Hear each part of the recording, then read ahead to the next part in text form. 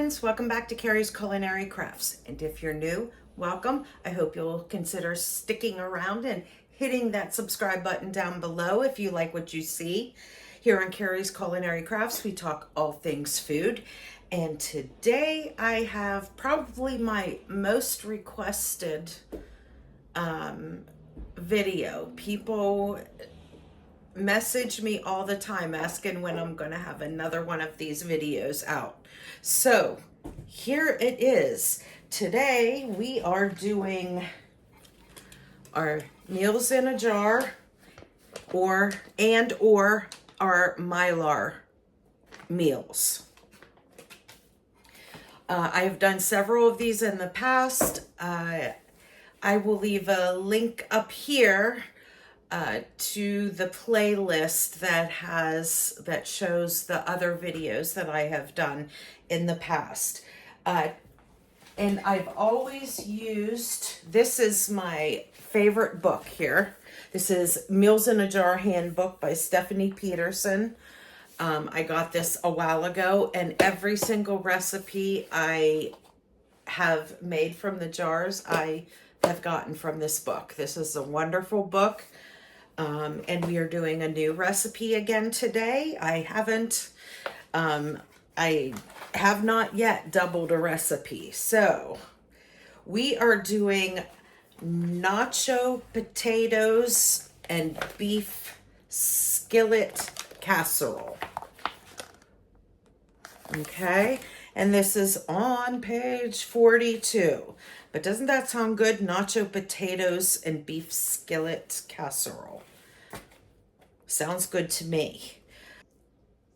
And today I am going to be doing my meals in a jar. But if you are a hiker or a camper and you don't want to use glass and you like to use, the Mylar because they are much lighter and you don't have to worry about glass breaking in your backpack or in your camper or something like that, you certainly can use the Mylar bags. The recipe will fit in one of the quart Mylar bags.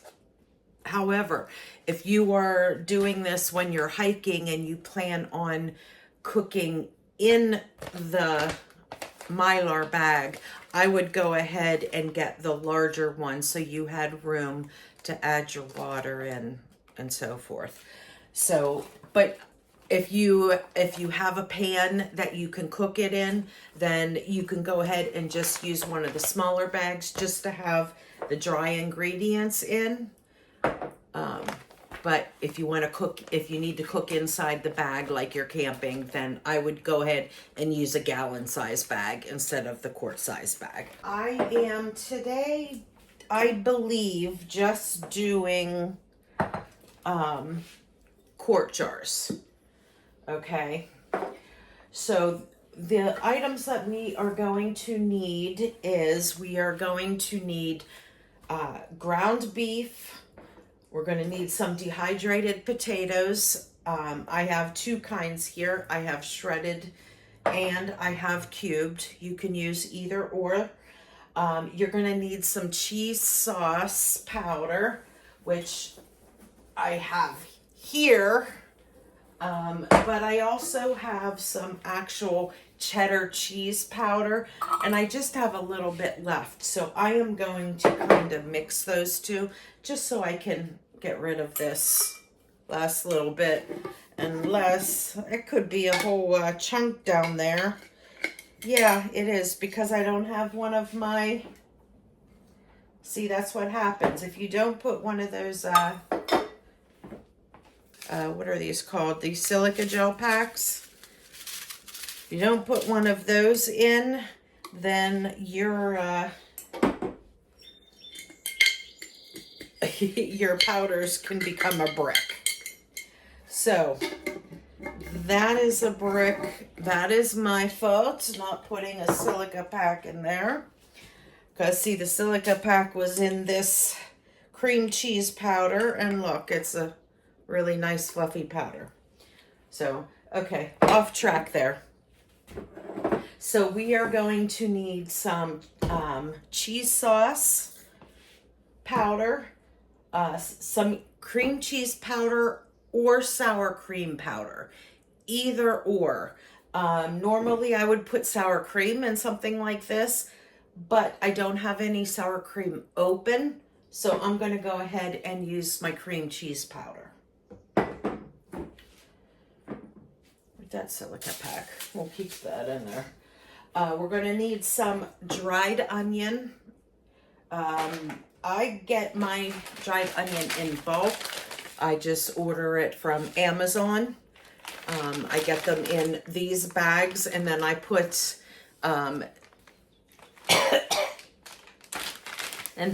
these bags into a 5-gallon bucket.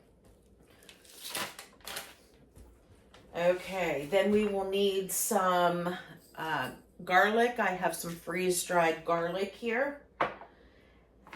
And for the spices are, you can do whatever spices you want. I am just sticking to this Badia Complete because it has pretty much all the standard seasonings that you would normally use. It has your onion powder, your garlic powder. What else does it have in there? All different kinds of herbs. So I'm gonna just go ahead and use this all-purpose seasoning so I don't have to drag out all of my spices. Now, if you want a certain profile, then certainly go ahead and do this. Like if you wanted to make this kind of like a taco potato, then add taco seasoning mix. And I have my oxygen absorber packs here. Okay, and these oxygen absorber are important because that is what's going to keep these good for a long period of time. Since I am doing the jars, I want these shelf stable for a very long time. So I am going to make sure to put one of these in each of these jars, and when it sucks out that oxygen, it's going to seal the jar. And then that way these jars will be good on your shelf 10 plus years. Okay. So we're going to go ahead and do that. Now, there is one thing that I am doing a little bit different. Okay, and if you don't have a freeze dryer, you know that the prices of the meats, the proteins, are super expensive. Okay, so I am out of ground beef. And I went online and I was going to order some, and it was up to it was at $80 a can. And I thought, you know what? I just don't want to do it. I didn't want to spend that much right now. So I decided that I would go ahead and get this beef flavored vegetarian meat substitute. Okay. I'm not vegetarian, but I like vegetarian meals. I have no problem with that. And the big kicker with this was under $20. This was, I think, $16.99 for this can of beef flavored vegetable meat substitute. Okay, instead of paying the $80 for the beef. So I thought I would go ahead and try this. Now, me personally, I know that I will have no issue with this. I'm not a person, nor is my husband a person that is going to shy away from something because it says vegetarian meat. Like we said, the whole reason for these meals in a jar are for emergency purposes. And if you're in an emergency, you're really not going to care that this is a meat substitute either. You're just going to want food. So, but anyway, if you too are struggling and you can't afford to pay that $80 a can for ground beef, maybe you want to try this beef flavored vegetarian meat substitute. and it has very low carbs. It has total carbs 8, no added sugars, and it has 11 grams of protein per serving. So it's protein packed for your meat substitute. Okay. So with that, we're going to go ahead and get started. And like I said, I am doing my jars. No, basically, I'm going to do it until I run out of something. So I don't know how many jars I'm going to do, but we will figure that out when we get to it. Okay, I think I have everything.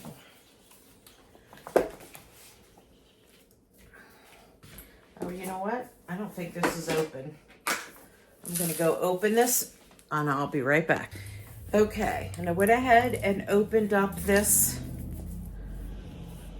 this meat substitute.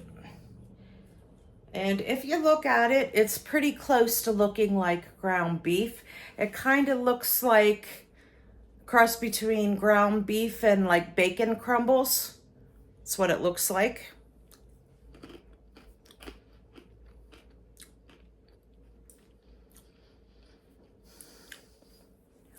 Tastes fine. You can tell like that beef bouillon, something like that, is used because it does have that beef flavor. So it tastes absolutely fine. Okay, so we're going to go ahead and get started.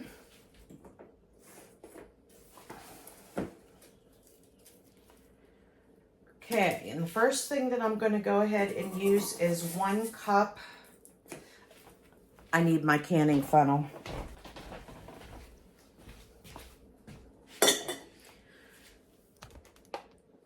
Okay, we need 1 cup of your ground beef. We need 2 cups of potatoes. Let's see, can I pop it? Okay. 2 cups, this is 3 cups, so almost all of this.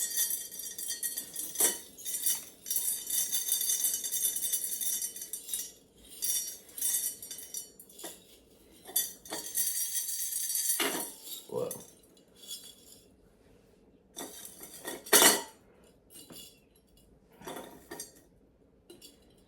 Okay.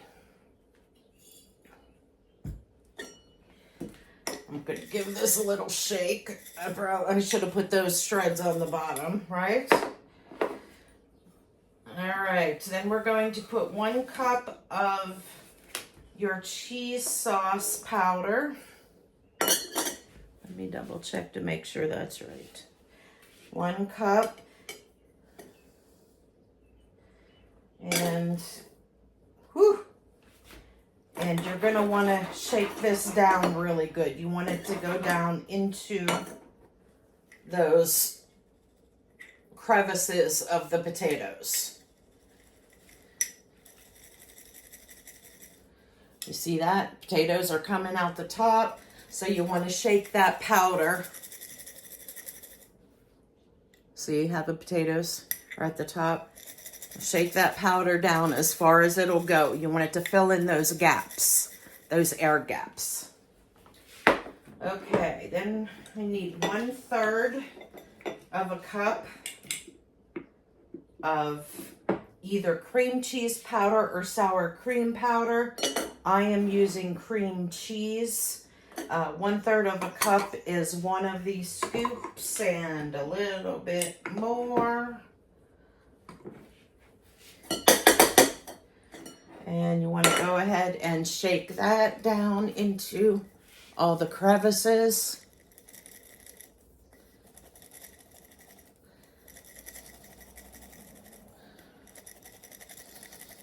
See how the potatoes are coming out on top again? So that way it's getting down in all those little air pockets, which is what you want. All right, so the next thing we're going to add is 1/3 cup of minced onion.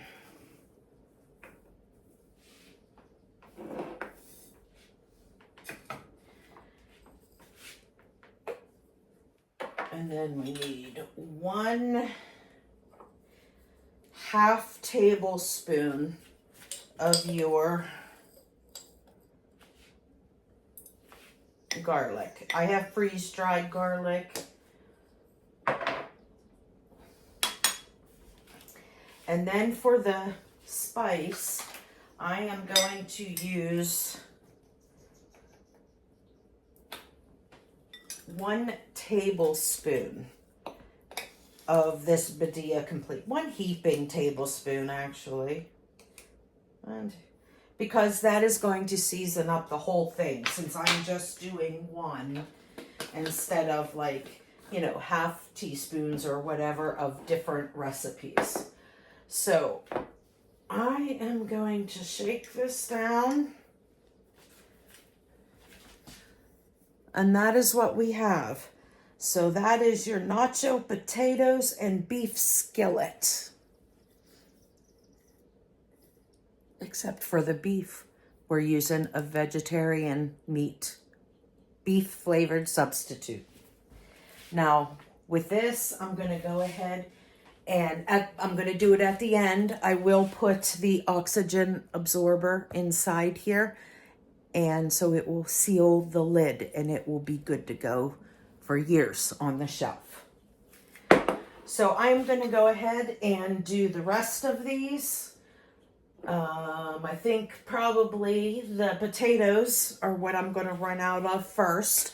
I have more potatoes down in my long-term storage, but this is all that I have up here. So I'm going to go ahead and make more of these until my potatoes are gone.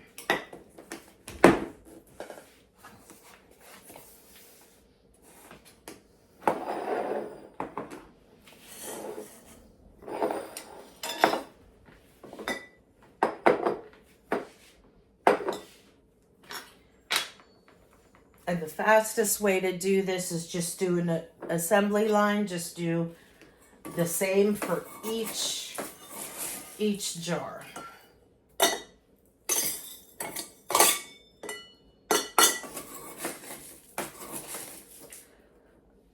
But I want to do potatoes first.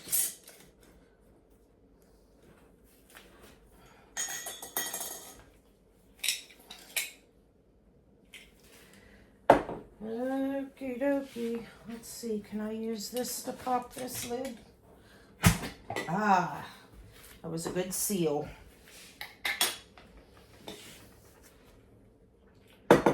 And that one, I must have used my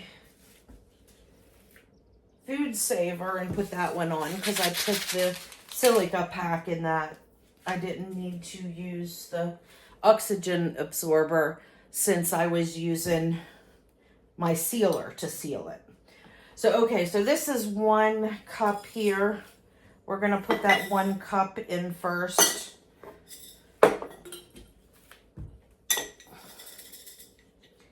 And then we'll go ahead and put the other cup of the cubes in.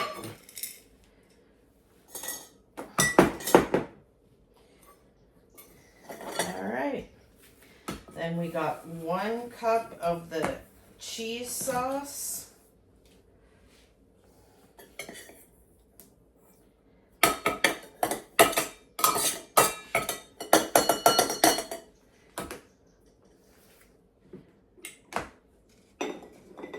And 1/3 cup of sour cream or cream cheese.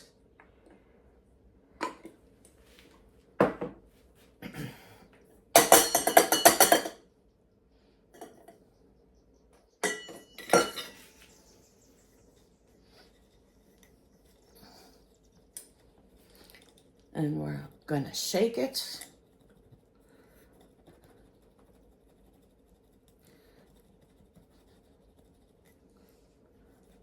Okay. Then we're gonna go ahead and put in 1/3 cup of onion.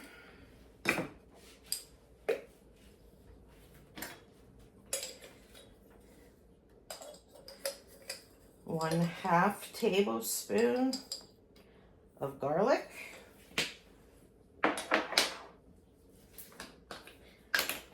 And 1 tablespoon of whatever seasonings you would like.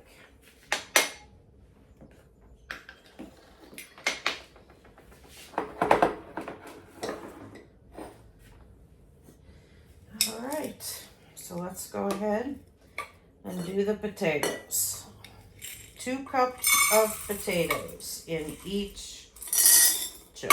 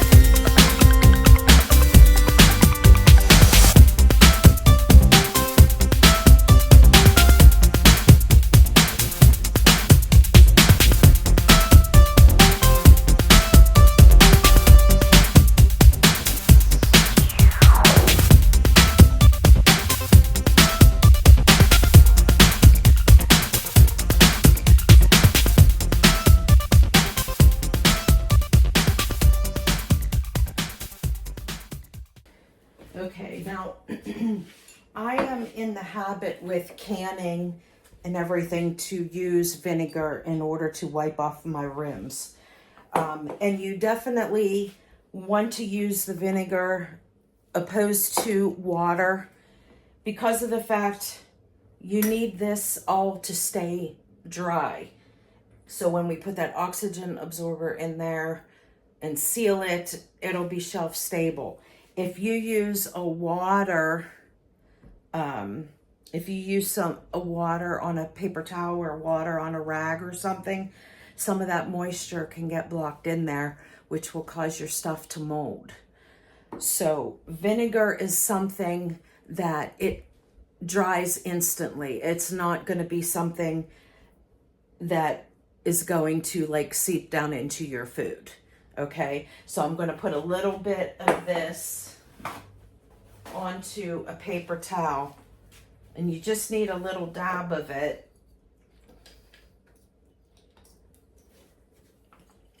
Just a little dab like that. And then you want to go ahead and wipe your rims, just like this. And whenever you're doing that, the part that you're going over is getting the vinegar, and then the rest of the paper towel will dry it off behind it. But like I said, vinegar is something that dries instantly, so you're not going to have to worry about like water. Your water would drip down in there.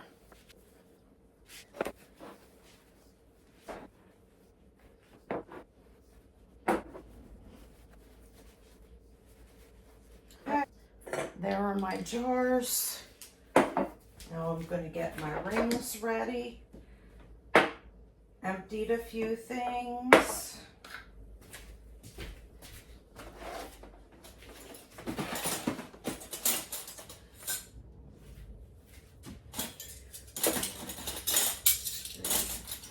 Four, five.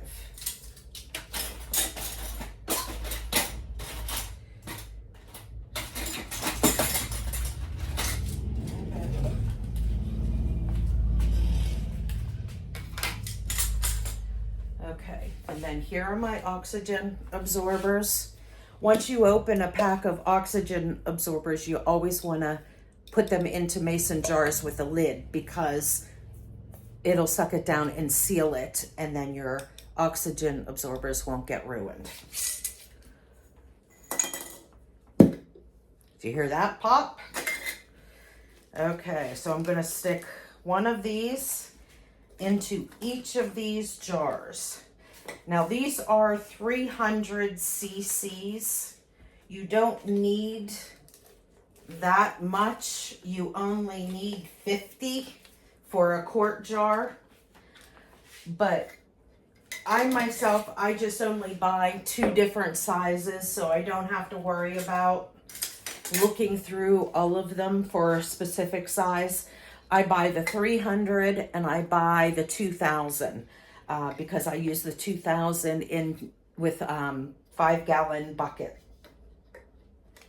sizes when I'm doing like when I do like my sugar, or not, yeah, my sugar or my flour, not my sugar because you don't use an oxygen absorber with sugar.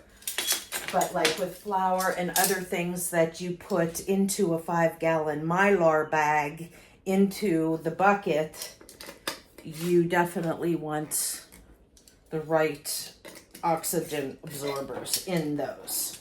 All right, so there are all of those. They are going to seal. I will be putting tags on them like I always do. I'm going to do that off camera. The one side says what it is. This one was one that was already done. This is a beef stroganoff skillet, 6 servings. I write that on the one side. Then the other side, I write what the directions are. Like this in particular, add 6 cups of water, bring to a boil, simmer 15 minutes. Okay, so I will be putting tags on these as well. The name on one side, how many servings, and the directions on the other side. Okay, and for a minute, we'll talk about the Mylar bags. Okay, so this quart size will fit in this quart bag. If you are going hiking or you're going to use these pretty quick, then you don't need to worry about putting the oxygen absorbers in them. To be on the safe side, you might want to put a silica pack in just to make sure it keeps all of your ingredients dry, but it's not going to be necessary if you seal them. When it comes to Mylar bags, spend the extra $1 or $2 to get the better bags, okay? These are extremely thick bags. They are puncture proof, and you can cook right in these bags. So if you're hiking, you can just add the boiling water to the bag, seal it up, let it sit for 15 minutes to do its thing, okay? There are other bags that, and let me see if I can grab a, yes.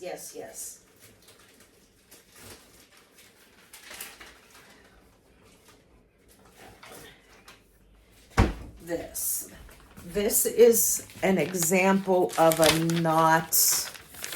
You see how flimsy that is? Now this is fine, safe for flour, sugar, something like that. But I would not use these if you're putting like meals in it, because those potatoes, like those shredded potatoes, they're dehydrated. They are sharp. They can puncture this thin material. So I definitely go the extra couple bucks and get the ones that have this seal here. It has like a Ziploc seal. So if you open and use some of the contents, but you don't use it all, you can at least use this Ziploc to seal it back up and save it. Okay. But yeah, these thicker ones are definitely much better because they are puncture proof. So I would spend the extra buck to get them. Okay, so then in the quart will fit in the quart size bag, but if you need to eat out of this bag, then this is going to be too small. You'll want to jump up to the gallon size bag. I mean, even though you're only going to have like that much food in it, but you can still like roll it up and put it in your backpack. This is not, it's not going to add any weight. It's super, super light. And then you wouldn't have to worry about glass breaking or anything like that. And when I use the Mylar bags, I just make sure I write on them what is in it, how many servings, and what the directions are.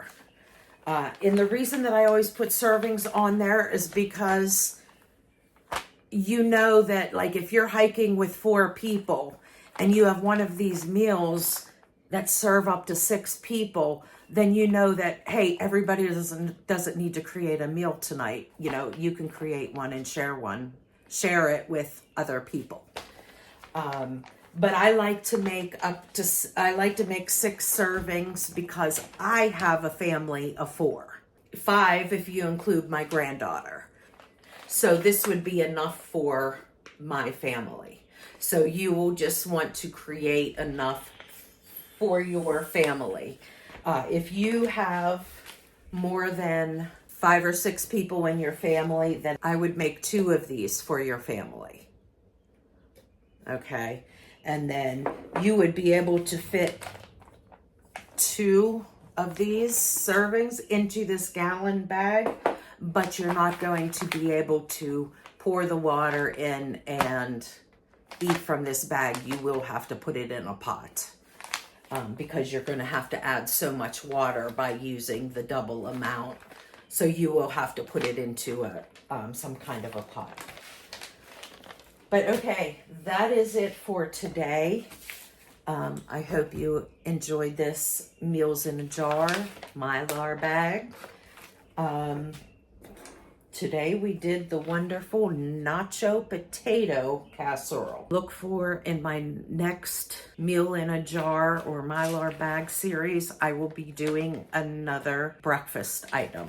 And if you like this, give me a thumbs up and I will see you in the next one. Bye, friends.